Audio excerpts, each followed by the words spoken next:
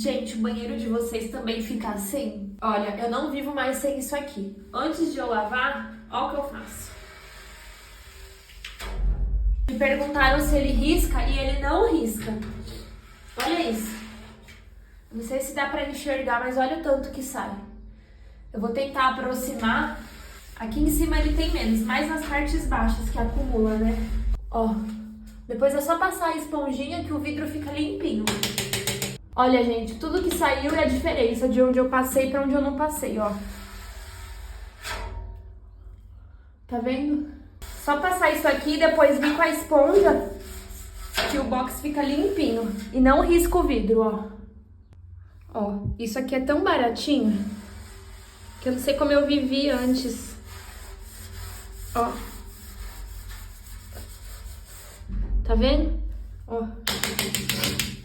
Ó.